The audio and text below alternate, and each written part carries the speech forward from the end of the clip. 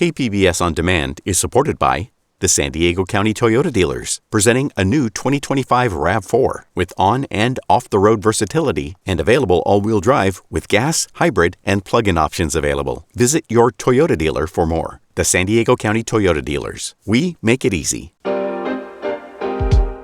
Hey there, San Diego. It's time for KPBS Roundtable. I'm Jade Hindman in for Andrew Bracken. Today, local and national reporters break down the issues impacting your life.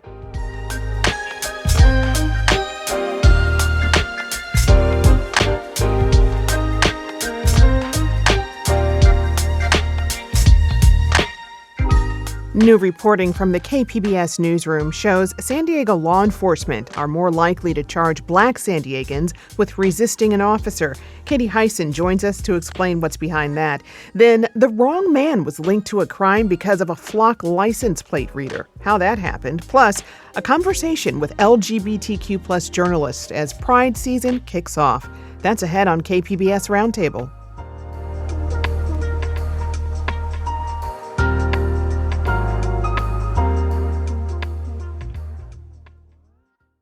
So about twice a day, San Diego law enforcement charge someone with resisting an officer and nothing else. Data shows it's 9 times more likely to happen to a Black person. My colleague Katie Hyson is out with a 2-part series about this. She covers racial justice and social equity for KPBS. Katie, welcome to the Roundtable. Thanks for having me. So your reporting, first of all, great reporting, I should say. Thank you. It begins with a woman named Aisha Williams. And on a sunny day, last September, this all transpired. So set the scene for us. What exactly happened?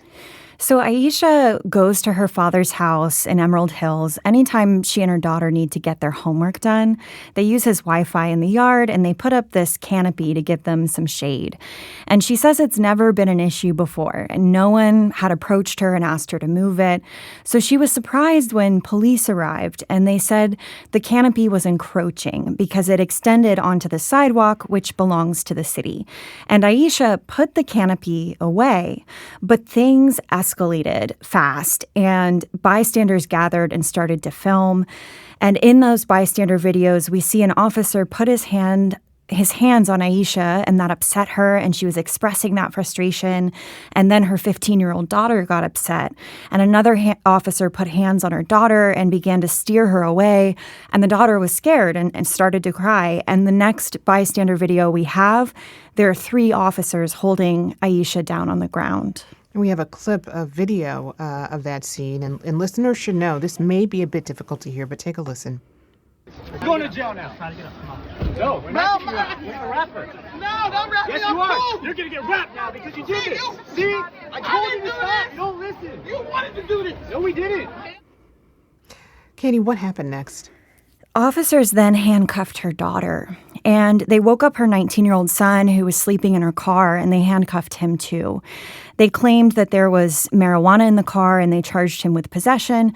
Aisha says that charge was false and later dismissed, and they handcuffed Aisha's girlfriend as well.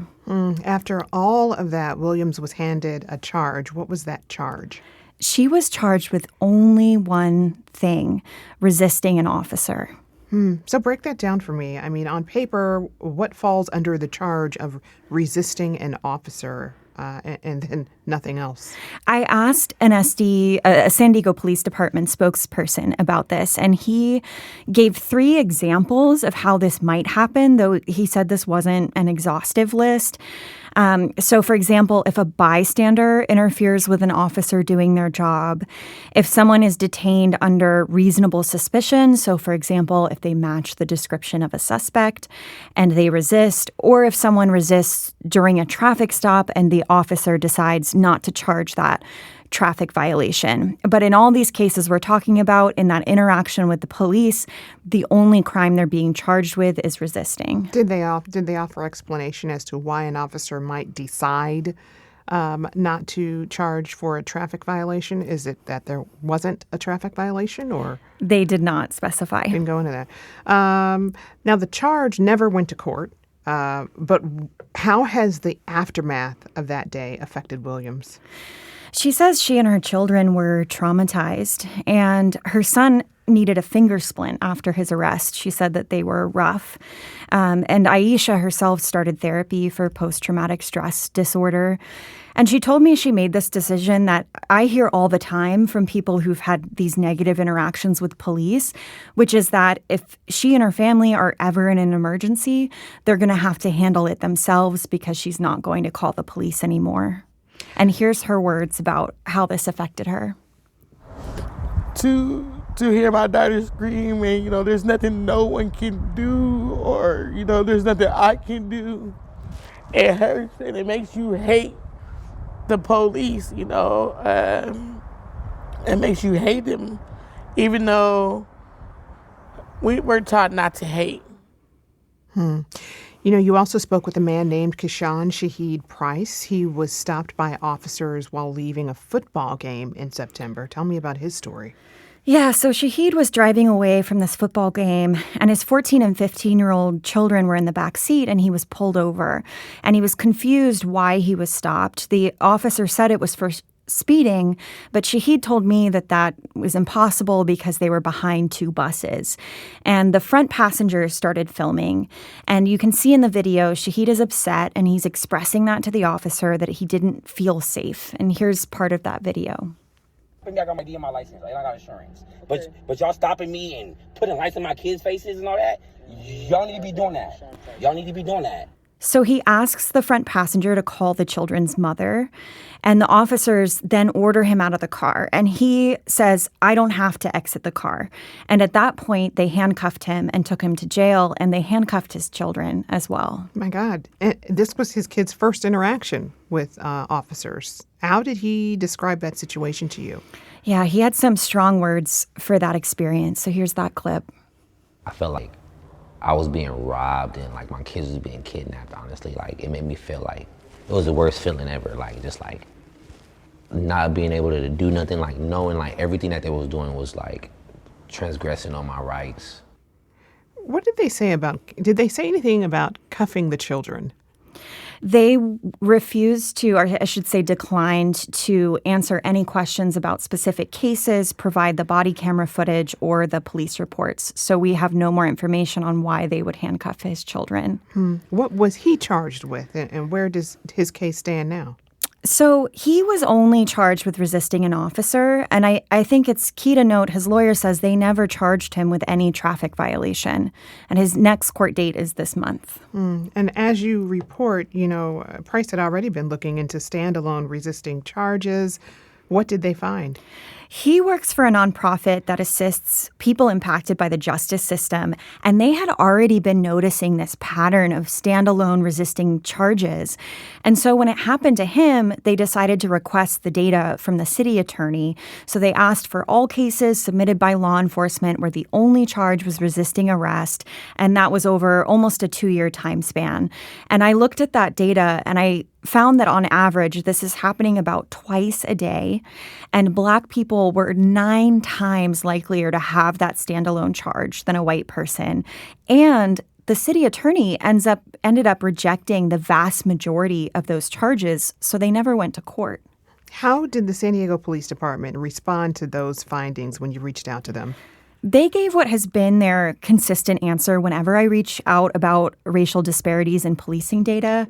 They say those statistics don't tell the whole story and that each of these charges is based on probable cause. Essentially, that this isn't an equity issue with their policing, but that instead it reflects the choices of the people being charged. You also spoke to a civil rights attorney to get his perspective on this. What did he tell you about the nature of these cases? Yeah, his name's Scott Holmes, and he's done research specifically into resisting charges. And he thinks the fact that these charges tend to get dismissed is actually a big part of the problem. So here's a clip. The person's charged, it gets dismissed, the judge never sees it, and then rinse and repeat over and over and over. And no one is keeping up with the magnitude of the problem or quantifying it or presenting it to the public. And he compared this to a trend he's found in Durham, North Carolina. Tell me about that. Take us there. He found a similar but even more stark pattern in Durham. He found that there, 90% of people charged with resisting and no other major offense were Black. And like here, most of those charges were never prosecuted. So what questions then does this raise about constitutionality as people are charged with just resisting arrest? He says many of these stops are unconstitutional. Generally, law enforcement need a probable cause to stop someone in the first place. And if they don't have it, he says citizens don't have a legal obligation to comply with their orders. And so he sees these standalone resisting charges as more a red flag of police misconduct than any real crime by the person being charged. And his question was, look, if the person's only charged with resisting arrest, the question is, arrest for what?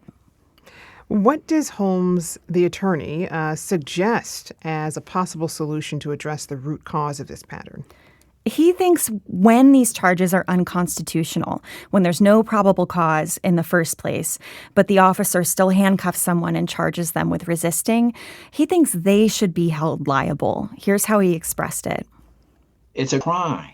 And if prosecutors started prosecuting it as crimes, then police would stop it. This is the way criminals are supposed to be deterred, by criminal prosecution. You know, after hearing all that, I want to spend a few minutes talking about your approach to this reporting, because you really spend some time taking us into Aisha Williams' story. So why did you want to center her perspective in that way? I think we see so often on the news or on social media these clips of these forceful arrests of Black people. And depending what a viewer's own life experience has been, it can be easy for someone without context to say, well, they must be using that force because that person did something to warrant it. But what happens before that camera starts recording is so important. There's always an escalation up to that point.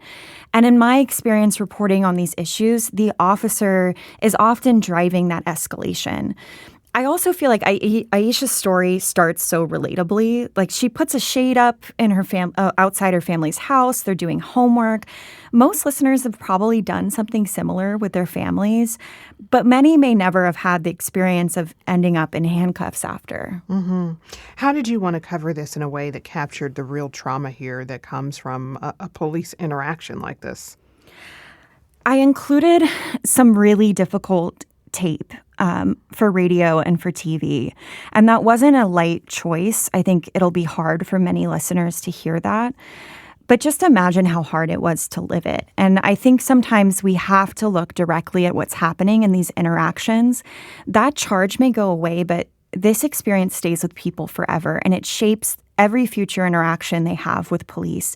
And if people like Aisha are deciding that they can't call the police in an emergency, that makes us all less safe, not more. Since working on this story, what stayed with you? Honestly, hearing Aisha's daughter crying out for her mother, you can hear that she's a child, and you can hear Aisha's helplessness. And I don't think I'm ever going to forget that sound. And I'll let listeners choose whether or not they want to hear that piece. But you can find the full story on our website. Mm-hmm. What do you hope listeners take away from this? I hope they really think through what their rights are or should be with the police, and just think about whether all our neighbors are able to exercise those rights fully. Well, Katie, thanks for giving voice to this story and raising awareness. I've been speaking with Katie Hyson. She covers racial justice and social equity for KPBS, and you can check out her full story at kpbs.org. Katie, thanks again. Thank you.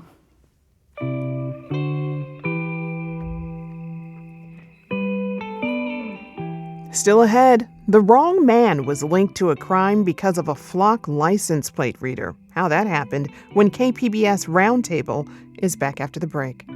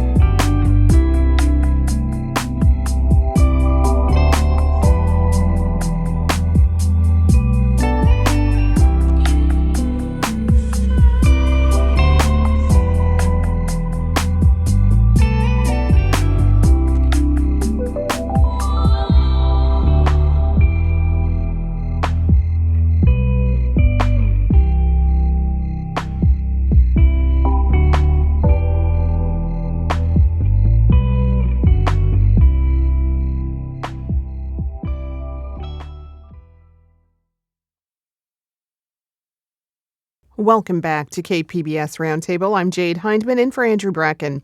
So this week, the San Diego City Council voted to continue using automated license plate readers despite a lot of backlash. The ALPR system uses more than 500 cameras, to capture millions of data points from cars around San Diego. And that includes things like the color and make of cars and where they're going. The police department contracts with Flock, a third-party vendor, to run that system. But new reporting this week reveals what happens when tech actually gets it wrong and an innocent person ends up in jail. Joining me now is Jesse Marks. He's a freelance journalist and student media manager at San Diego State University. Jesse, welcome back to the Roundtable. Hey, Jade. Thanks for having me. Glad to have you here. So before we get into the details of this case, give us a quick refresher on San Diego's ALPR network. I mean, how does it function? How does it work?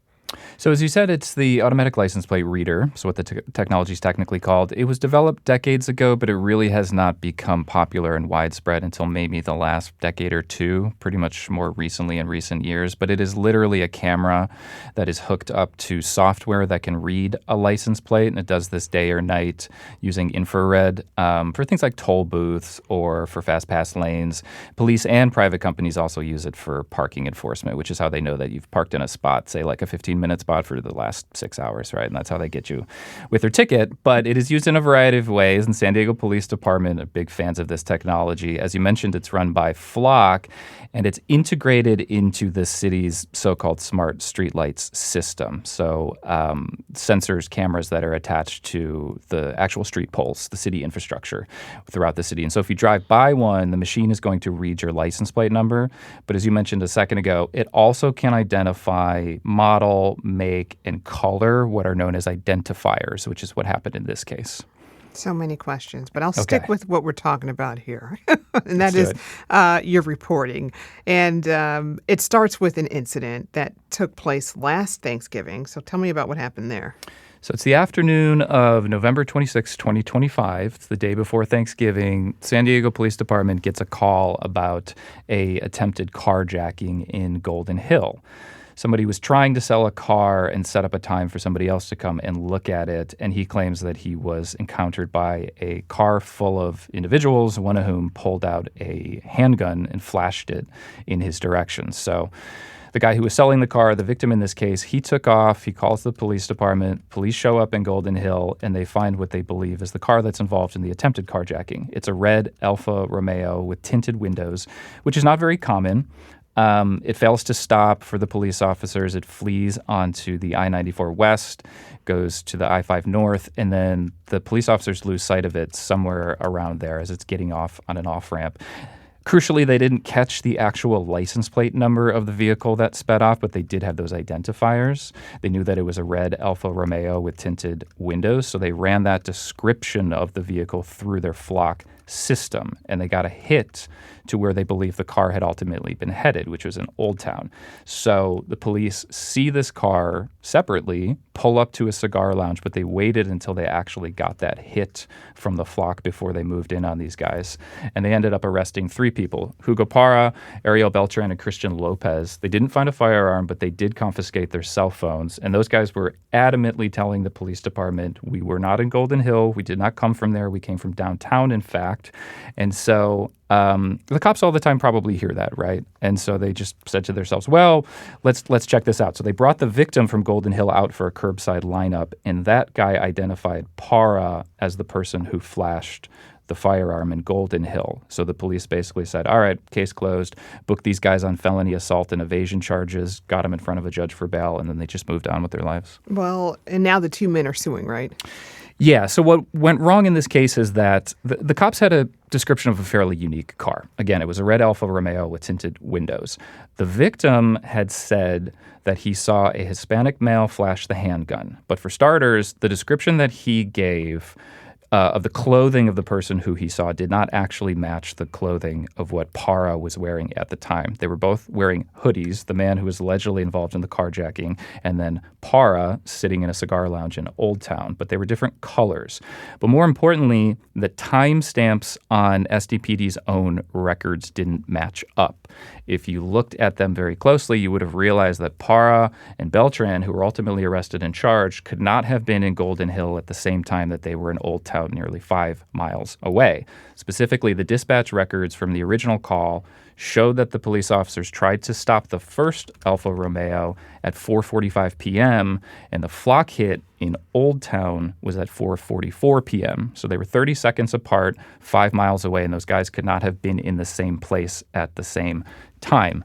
And then also consider that if the police officers had taken seriously Parra and Beltran's story, where they said they had just come from and the route that they had taken to get to the cigar lounge, they would have actually passed by a couple of flock license plate readers as well. The police officers also had their cell phones, so they could have checked the location data, but I don't know if they ever actually did that. And I think what they did in this instance is they said, we've got enough, and they zeroed in on these guys in the heat of the moment, but they could have checked some of those details pretty quickly after the fact. And so I do think that they ultimately rushed to judgment, and I think they deferred mindlessly to this technology that led them in a certain direction. How has all of this affected Beltran and Parra, the two men who were arrested? Beltran bailed out pretty quickly, but Parra could not. And so he ended up spending 3 weeks in jail before the charges were dropped and he was ultimately released. He was placed because he was charged with a violent felony, he was placed in what I guess would be a more sensitive prison population, a jail population. And so he told me that he woke up one morning and just found himself in a room full of people who'd been accused of homicides. And he had just been traveling to go to a cigar lounge to hang out with his buddies. And so he told me that affected him psychologically pretty deeply. And for weeks, protesting and pleading his innocence had just gone absolutely nowhere. And so he said that that's had an effect on him to this day, to the point at which if he sees a police vehicle or an officer, he gets very paranoid. And it's affected him in that sense. Do we know how frequently cases like this are happening across the U.S.?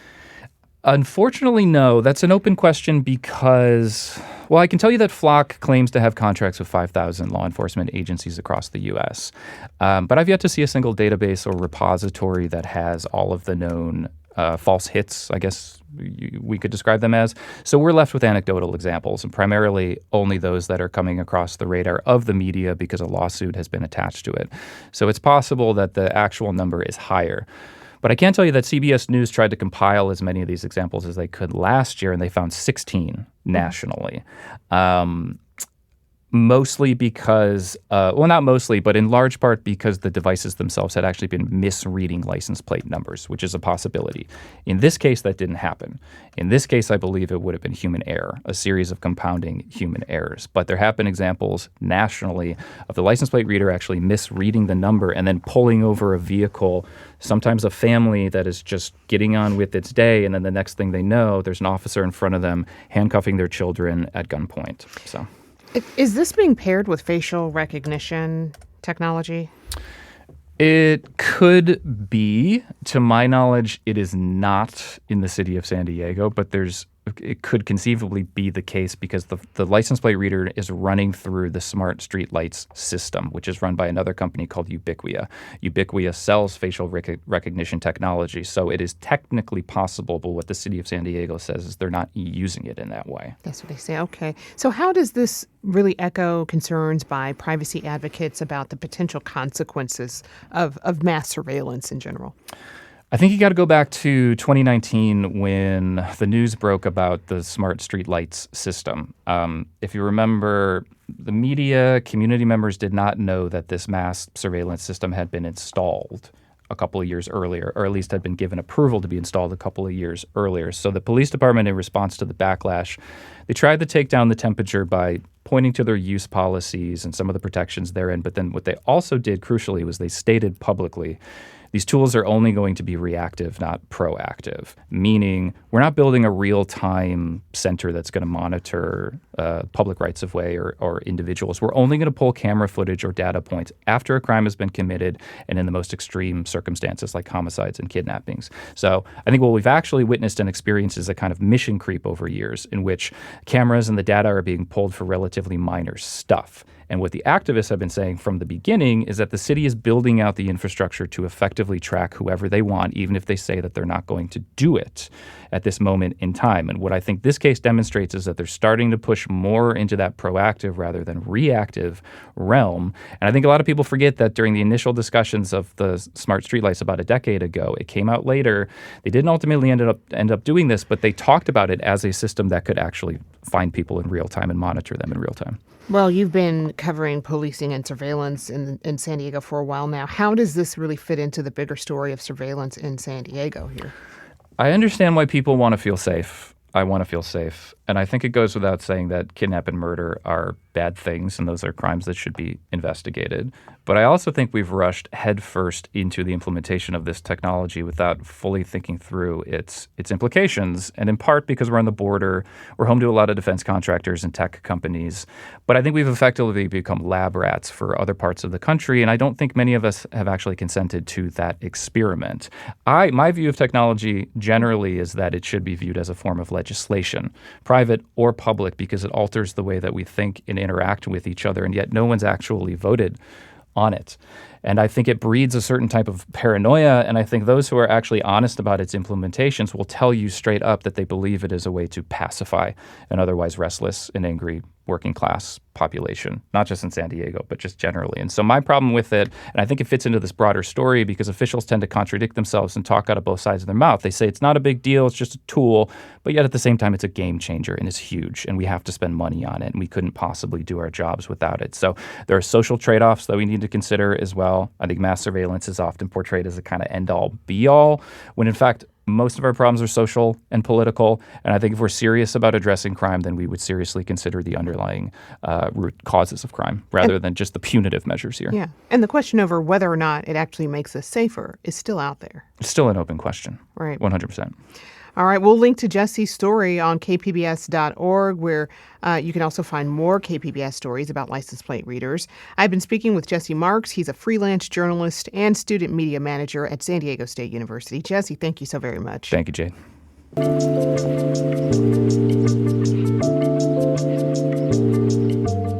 Up next, a conversation about pride and resistance with LGBTQ plus journalists as Pride season kicks off. The Roundtable is back after the break.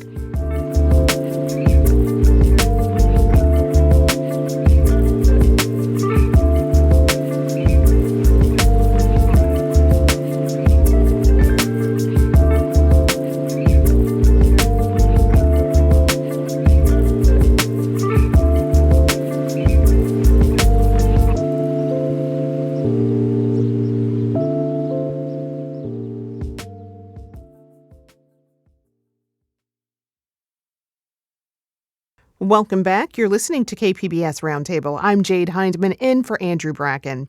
Pride Month, it really invites us to celebrate LGBTQ plus voices across communities from San Diego to Washington, D.C. But telling those stories in a true, authentic way requires commitment beyond a single month. Today, we wanted to sit down with a panel of LGBTQ reporters to really highlight their recent work and to talk about their approach to journalism in today's environment. I'm here with Sam Barney-Gibbs, a journalist with Daylight San Diego, also Drew Sitton, community reporter for Times of San Diego, and Orion Rumler. They join us from Washington, D.C. They're LGBTQ plus reporter for the 19th News and Independent Newsroom, reporting on gender, policy, and power. Welcome to you all. Hello. Thanks so much for having us. So glad to have you all here. First, I want to start by having you all tell me about your beat and how you foreground LGBTQ plus stories and perspectives. Sam, I'll start with you on that one. Sounds good. I will say as a semi-recent graduate, I've been out of school for about 2 years. I've really been discovering kind of the topics I want to spend my time reporting on, and LGBTQ stories, in addition to mental health stories, which often go hand in hand, have kind of been the ones that I've gravitated towards, especially as somebody who's interested in studying therapy in the future. I just think that as an LGBTQ reporter, there's this, misnomer that sometimes you shouldn't report on the things that you are actively a part of. And I think that that's somewhat of an old notion that needs some revamping. Indeed. Drew? So I am a community reporter, and I am focused on San Diego, and there are lots of LGBTQ people in San Diego, as there are everywhere. So I get to sometimes highlight those stories, just to integrate it into my normal writing. And then in the summer, San Diego Pride, it starts in July, and we put out a full Pride guide. And that's a chance for me to move from reporter to editor and highlight some of the stories of our community, the activists, the organizers, the leaders, and talk about what is fueling their work. Mm-hmm. Orion, how would you answer that? Thanks so much, Jade. For me, I've been covering LGBTQ issues through a national lens since 2021. Right now, I'm focused on health, which is important to me because the Trump administration has been rolling back a lot of healthcare access for queer and trans people. And something I try to bring into my work, especially in this current environment, is writing stories that can hopefully reach people that may not understand or know how under attack this community is right now. And I also want to write stories that can provide a feeling of hope or resilience, or just to have a queer trans person read it and feel like they can relate to it, or to feel like they're not alone. I see. Sam, let's start with stories rooted in San Diego here first, because you recently wrote a piece about, or a piece of San Diego's LGBTQ plus history, and that was the liberation movement. So where did it get started?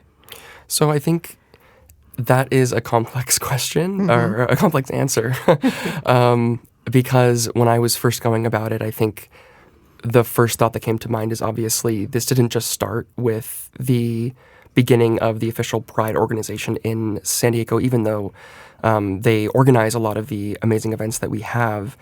It really starts with the history of California itself and the history of San Diego itself. So looking at the native cultures that were present, looking at the normalization of Two-Spirit and just generally more queer identifying individuals, and then the influx of Spanish colonization, and then the attributions of judgment and other things that allowed for that then to become taboo, and then cause for people to then have to fight back. And I think a lot of that happened through just existing, through just being proudly queer, especially in San Diego. That was a lot of the wealthier individuals just being able to kind of use that as a way to provide that space for others to uplift each other. And Drew, as you said, you're working on the upcoming Pride issue for Times of San Diego, but you're taking that opportunity also to explore a lot of topics. What are some of those angles?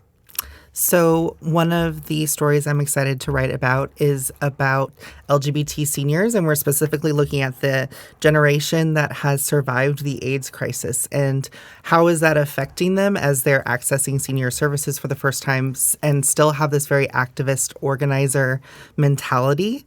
And then I'm also talking to aromantic and asexual San Diegans.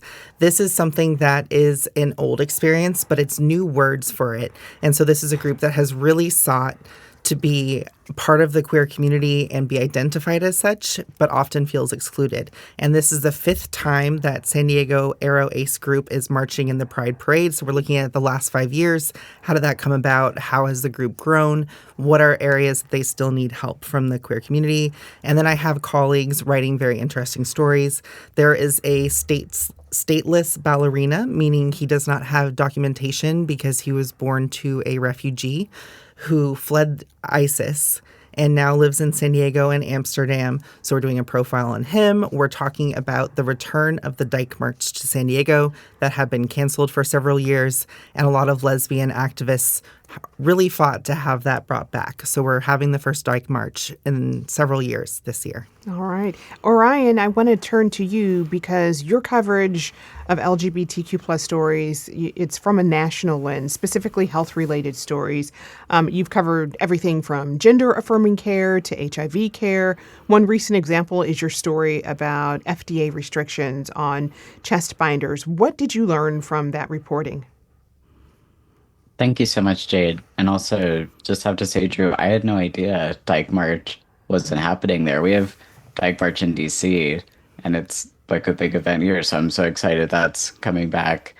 And to your question, Jade, the FDA story was interesting for me, and the approach I took to it was so the FDA is trying to crack down on businesses that are creating modern chest binders. This for transmasculine, like trans men, chest binders. 10, 15 years ago, we didn't have good binders. I'll be honest, they were crap. So the ones we have now are actually quite good for you. I mean, they're uncomfortable to wear for a long time. Like, no one really likes wearing them for that long, but they used to be bad. And I spoke with trans men who were growing up in the 80s and 70s and what they were wearing. And a lot of times what they were wearing was like duct tape, electrical tape, like it was not safe. And the way I wanted to approach the story was to try to educate people. So I talked with these older trans guys who used to bind uphill in the snow both ways, who could talk about how it's not appropriate for the government to try and take away you know, like a garment that is a lot safer than it used to be. And it's quite interesting that the FDA wants to regulate binders, a piece of clothing, as a medical device. There's a FDA law blog that was talking about how this is really this is a really rare strategy that the FDA hasn't really done before, to go after like a piece of clothing as a medical device. With all of these stories in mind, I want to talk about how your beats have changed under the second Trump administration and how they're continuing to change. So, Orion, I'll start with you on that one. Sure. I'd say for me, I used to do a lot more state house coverage. I was especially Texas, Florida, a lot of anti-LGBTQ laws have fomented in these states and become more extreme over the years. But as anticipated, once Trump took office, I don't have time anymore to do like deep state house coverage, which is why I'm so grateful to local reporters like y'all who are in the states who know it better than anyone else. For me, it's been, we did a lot of prep work, me and other folks at the 19th, to read through what's in Project 2025. I read like 400 pages of it. Then I got brainworms. To preparing ahead of the Trump administration, like what is the Heritage Foundation wanting the administration to do? And then I've been tracking a lot of Trump's executive orders because, a lot of the restrictions we've seen, like millions of dollars leaving HIV/AIDS research and just general LGBTQ health research, which can even involve cancer research, like all this money that's being pulled out of this crucial health research can be traced back to these first executive orders from the Trump administration, which, states that to this administration, trans people don't exist and the federal government needs to act accordingly. So keeping track of everything, like all these federal agencies getting involved in anti-LGBTQ policy, it's a lot. So that's a lot of what I'm doing these days. Sam, what about you? Yeah, I think, I moved honestly to San Diego around the time that Trump came back into office. So when I started working with Daylight, which is around the same time,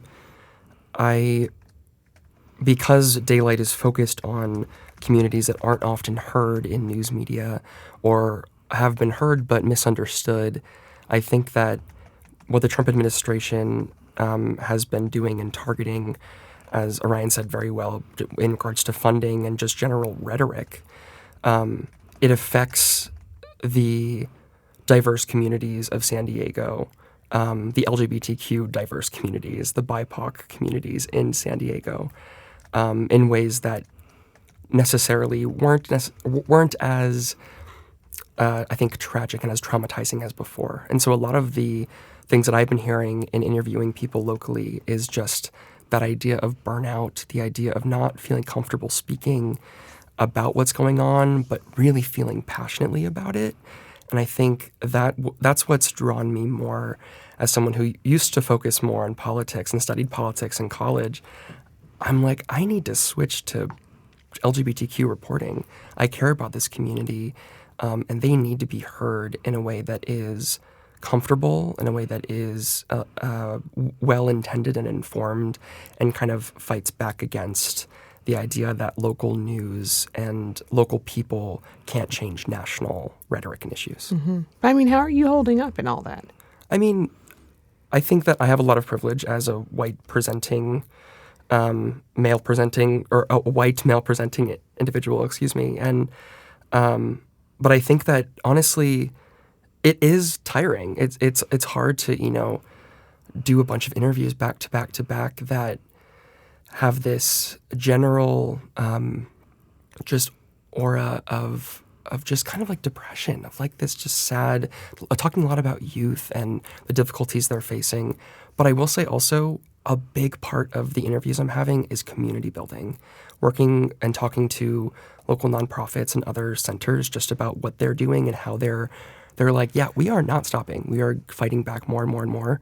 It also gives me hope. And I think people are very appreciative as well, which fills my cup just personally about, like this is important, this isn't needed. And it's something that isn't being done enough. And I'm so glad that I have other colleagues that are focusing on this. Yeah. And Drew, what about you? Because there are some through lines definitely between your reporting and specifically what Orion was describing. For me, my beat has not changed, but I think that the conversations I have with sources has changed a lot. I think 10 years ago, a lot of the ways people were fighting for marriage equality and such was this idea that sharing their story and visibility would lead to them being humanized in the eyes of the public. And people have seen that that isn't universally true, and sometimes being visible actually just creates a target on your back. And so the conversations, a lot of times, Times of San Diego has a very, very high threshold for someone being an anonymous source. And there's a lot of times people who maybe have been out for decades but are still expressing, I kind of regret how public I am on social media, in the media, and I'm very concerned about this long-term safety. And I think because there hasn't, been a lot of them are afraid of the future and afraid that identifying details is going to lead to violence. How does safety show up in your reporting approach, Orion? Is that something that concerns you as well? Yeah, I think what Drew says really resonates with me because I definitely had families of trans youth, parents of trans youth specifically, talking with them. A lot of them want to be off the record or anonymous, no matter if they live in a blue state where gender affirming care is protected by state law, because as we've seen, the Trump administration is pressuring clinics in blue states to shut down. Like they don't really, and we also know the Justice Department is sending subpoenas all across the country to access trans kids' medical records. Judges are putting those aside, but there's a criminal investigation subpoena that's getting people scared in New York. So parents of trans youth are freaked out no matter where they live, which is definitely a change because back in the day, I was used to working with parents of trans youth in Texas who felt very afraid because of, the environment, such as Attorney General Ken Paxton in Texas. Like back in the day, he was the one trying to investigate within the state these kids' medical care, and now it's across the country. So working with these families, I really try to do a lot of work, like holding their hand through the process and like having a lot of off-record check-ins with people. Like I'll frequently, like if I make contact with a parent of a trans kid, we'll just have a completely off record conversation where I tell them who I am, what's my story, what are we going to do. If they want to talk to me, I'll even ask people like, do you want to talk to your spouse about it? Like, do you want to like have more conversations as a couple before you talk to me? So people are definitely nervous. I mean, let me ask you all this quickly in the last 45 seconds that we have here, because, there in all of these stories, there are, there's attacks, there's policy changes, there's uplifting stories, there's resilience, and there's resistance, and there's joy. So how are you all really focusing in on those stories as well? It's a hard-won joy. So you can focus on this is the joy and the celebration that happens, but it only came out of activism, of organizing, of fighting for your rights. Yeah, I'll say especially Daylight is focusing on the concept that people are burnt out from the news in general. And I think that especially in LGBTQ spaces, that is very much true. So having stories that really uplift what people are doing that's good in the community spaces to uplift each other is really important. All right. We'll link to all of your recent reporting on our website. That's on kpbs.org. I've been speaking with Sam Barney Gibbs, a journalist with Daylight San Diego, Drew Sitton, community reporter for Times of San Diego, and Orion Rumler, LGBTQ plus reporter for the 19th News. That will do it for this week's Roundtable. Thanks for listening. If you have any thoughts on today's show, you can email us at roundtable@kpbs.org. You can also leave us a message at 619-452-0228. I'm Jade Hindman in for Andrew Bracken. Enjoy your weekend, everyone.